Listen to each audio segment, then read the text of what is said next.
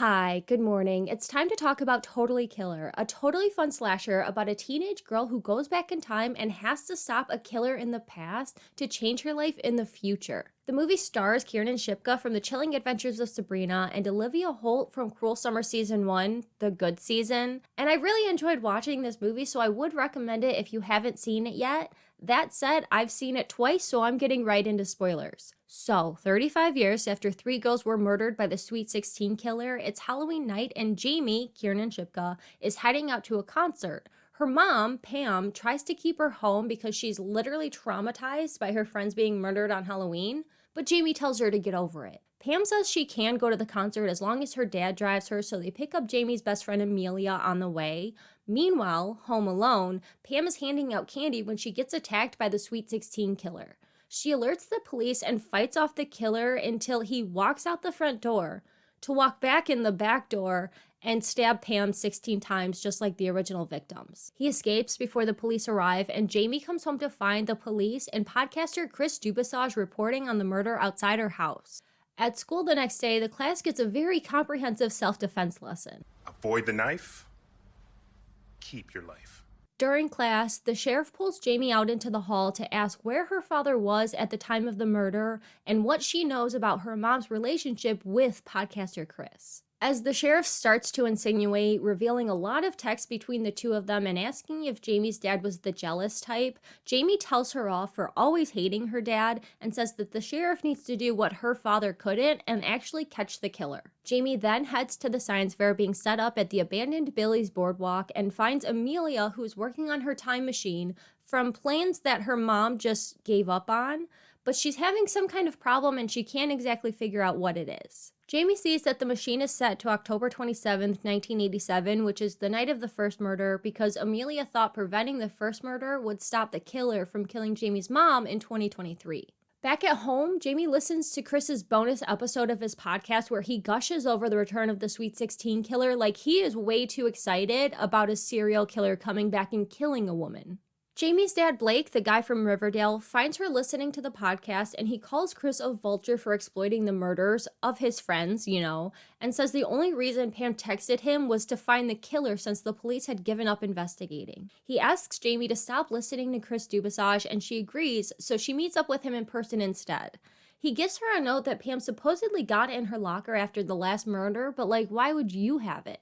Jamie heads to the boardwalk and finds Amelia, but then the killer shows up, so Jamie runs and hides in the time machine, but she accidentally activates it. The killer finds her and tries to stab her, but accidentally stabs his knife into the machine, which fixes whatever problem it was having, and sends Jamie back to October 27th, 1987, the day of the first murder, Tiffany Clark killed in the garage at her Sweet 16 party. Jamie leaves the photo booth to find a busy and packed boardwalk, so she puts an out-of-order sign on it to keep it safe. She gets a ride to school to look for her mom with a complete stranger? Oh my god, she could be a serial killer. Would a serial killer wear Gloria Vanderbilt? No.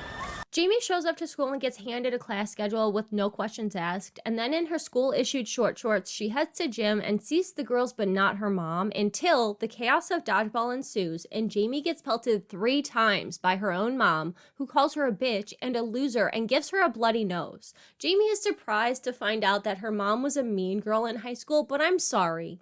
You didn't think this was a mean girl? Jamie tries to introduce herself to the girls and immediately suggests canceling the birthday party, which she has no reason to even know about because who even are you? But she says that they should cancel the party because where I'm from, birthday parties are so lame. So mean girl Pam says, maybe you should fuck off and die. And she's not wrong. I'm sorry, Jamie, but I don't know how you thought that was gonna go. Jamie tries to cancel the party herself by going to the police and telling them that she is living the plot of Back to the Future and needs to report a murder that hasn't happened yet, and she seems to really think that this would work. I know there need to be failed attempts at stopping the killer so the movie can happen, but telling the police? The whole premise of the movie is that she's gone back in time and things are different. They don't believe us now. Why would they believe you then? About time travel, especially. Finally, Jamie wises up and finds Amelia's mom, Lauren, who is open to the idea of time travel because she was literally trying to do time travel. And she actually believes her story, so they head to the boardwalk to see the machine. I don't know what I would do in a time travel situation, but I do have a designated friend to go to if I get stuck in a time loop. We've talked about it. Back in 2023, Blake shows up to the boardwalk where the police and podcaster Chris are investigating Jamie's disappearance. Amelia tells Blake that Jamie traveled in her time machine to 1987, also fully expecting to be believed. In 1987, Jamie tries to get into the party, but Randy, awful Randy, and the sheriff's daughter, future sheriff, we love nepotism, won't let her in. Doug, who grows up to be the principal in the original timeline, helps Jamie and Lauren sneak into the backyard where Jamie spots her dad and finds out that he's dating Tiffany for now. She tries to get the party shut down, but Tiffany has Randy literally throw her out of the house, and she does walk right back in the front door. It was funny, but a little pointless. Blake and Tiffany break up because he found out that she hooked up with Eddie Royal from the rock band Killer Instinct, the band that Jamie ends up seeing on Halloween. Well, since she's back on the market, Tiffany heads to hook up with Eddie again, but he leaves while she's in the bathroom. Being from the future, Jamie knows that Tiffany gets killed in the garage, so she heads there to look for her, but Tiffany's still in the bedroom where she gets attacked by the killer coming out of the closet. He stabs her to death in her parents' waterbed, and Jamie breaks into the room just after the killer escapes out the window. The sheriff shows up and questions where Jamie was at the time of the murder, but Pam vouches for her. Jamie and Lauren walk with Pam, who asks how Jamie knew Tiffany was in danger. Lauren gestures not to tell her the truth, so Jamie says that she's a psychic and had a vision and shows her psychic crystal as proof, which Pam believes. So Jamie says with Pam's help, they can stop the rest of the murders. Jamie fakes foreseeing the next murder and asks Pam if she can think of any enemies that the girls might have. No one. I mean, Alvin. And Wendy. And Tyler. Amy Wolf. Creepy Ron. Fat Trish. Lisa. Jenny Hudson and Jenny Grisante. They consider Randy because he asked all of the girls to a dance and they all said no, so Pam wonders if she should date Randy in case he is the killer, that way he won't kill her, but Jamie lets it slip that Pam ends up with Blake.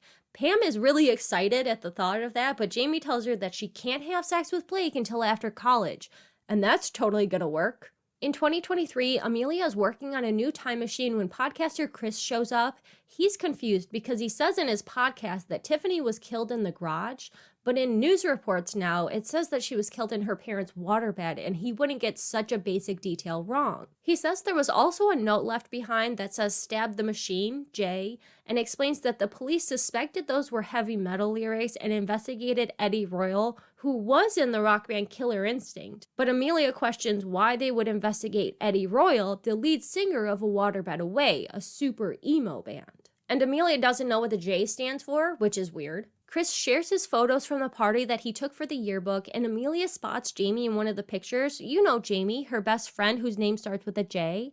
Realizing that Jamie is in 1987, something she already knew, Amelia says that the other two murders haven't happened yet since time is happening at the same time. Back in 1987, when Jamie sees her parents talking, she wonders if she'll disappear if she screws up their relationship, and Lauren explains that she won't disappear, she just won't have a life to go back to. Jamie meets up with the group and finds out that a girl named Trish died in a drunk driving accident last year. This is important. Marissa considers canceling her birthday party, and Jamie says they should do a girls' trip to the city, somewhere non-cabin, so Marissa suggests that they can use her parents' condo, which would be perfect. As they're driving out there, Jamie starts to fall asleep, exhausted from literally trying to change history and save these girls' lives, but the girls can't help but be mean girls, so they turn up the music when they see her dozing off. When she wakes up, she realizes they ended up at the exact creepy cabin in the middle of nowhere that she was trying to avoid. Blake, Kara, and unfortunately Randy show up. I hate Randy, by the way, if I haven't said that. I think he was also in Cruel Summer 2, Cruel Summer Season 2, the bad one, and I hated him there too. He locks Jamie out of the cabin, but she can't break back in because she's already gone around and locked all of the windows so that nobody can break in. In the bedroom with Blake, Pam realizes that the killer is going to come to the cabin, and that's why Jamie didn't want to go there, but it's a little too late for that, Pam. Jamie looks in the window of the bedroom where Heather is sleeping and watches as the killer comes out of the closet. She finds the next bedroom and Pam lets her in. The killer attacks Heather, but she escapes into the hall and gets dropped down the stairs. She crawls away as the killer starts to stab her, but Blake stops him and gets stabbed himself. Jamie hits the killer, who chokes her until Pam hits him. Then he hits her and escapes. Heather is dead, Blake has been stabbed, and the killer has escaped again. At the police station, Blake accuses Kara, who storms off. He probably accused her in the original timeline too, which is why she hates him. The next morning, Lauren shows Jamie the time machine prototype. They realize that her phone has cell signal when the news is broadcasting, which it will be at the boardwalk tonight. The boardwalk that also happens to be where the last murder takes place in about exactly the same amount of time as Jamie's phone battery will last. Also, Jamie wonders if there could be 2 killers like in Scream, but it hasn't come out yet, so no? At the boardwalk, for reasons I don't understand, the time machine needs to be switched from the photo booth to the quantum drop ride, probably just to have a cooler showdown escape to the future scene, but that's fine. It's worth it. Lauren stays to set up the time machine while Jamie catches up with the group. She suspects the killer is going to come after Marissa, so they plan to lure him into the dollhouse of horrors. In 1987, Chris sees Marissa being followed by the killer, so in the same moment in 2023, he remembers seeing her. He tells Amelia as she starts to get the machine working. Marissa walks through the dollhouse pretending to be looking for Randy while everybody hides, waiting to attack the killer when he shows up. But the killer catches Jamie in one of the stalls and they all start to fight. He almost gets Jamie as Kara stabs through him with her scythe, and then Jamie unmasks him to see that it's Doug. And when she looks in his locket, she sees a picture of Trish, his girlfriend. Marissa confesses that the night Trish died, they had invited her over and got her really drunk to ask about a rumor that she slept with her coach. She says that they tried to stop her from driving home, but she was just too upset. Well, Jamie is upset with Pam for having done that to Trish, but it turns out Pam wasn't there that night. The killer pops up behind Marissa and slits her throat, and Jamie realizes that it's the killer from the future that attacked her mom, but it can't be adult Doug, since he wouldn't exist anymore, so there are 2 killers. Jamie and Lauren run for the time machine, and the killer chases after them, killing the newscaster Norm Dubasage on the way. Lauren sets the machine, the killer jumps in, and Lauren jumps out. Somehow, Pam also jumps in. It was already going, so I don't know how she did that. The 3 of them fight as the ride spins. The force throws them against the wall, and the killer stabs Pam once before Jamie manages to get the door open, pulling her out of the ride. Crazy that she was just launched like that, but okay. The door closing pulls off the killer's mask, revealing that it's podcaster Chris, and Jamie realizes that the note was actually from after he killed her mom, and when she asks why, he says to continue the story, because it's hard to keep people interested in 3 kills 35 years ago. So talk about anything else. Anything else. Make a different podcast. But now that the killer's back, he's the expert, even though he didn't know the original killer was Doug, so you're not really the expert.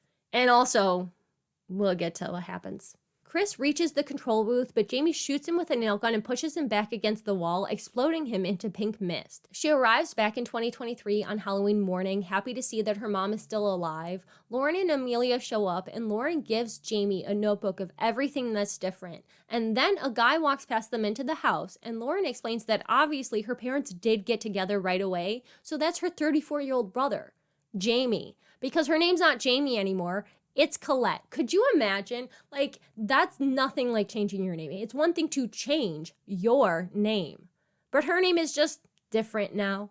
I thought this was a good movie, and I think the story holds up when you look back at it. I mean, don't think about the time travel too much because, like, her parents originally got together after college, and now they had a baby in high school. I think that would change a little bit more than just her name. But I also like that there were 2 killers like Jamie thought of, but they weren't working together and they had different motives in their different timelines. Doug wanted revenge on the girls for bullying Trish to death, but Pam wasn't there, so she wasn't targeted at the time. She probably never even knew why her friends were killed. So when Chris shows up to kill her 35 years later, it seems like the original killer returned, but it's just a guy with a podcast who can't think of anything else to talk about. I will say, I love the fact that he killed his dad in the past, traumatizing himself and erasing his podcast from ever existing anyway.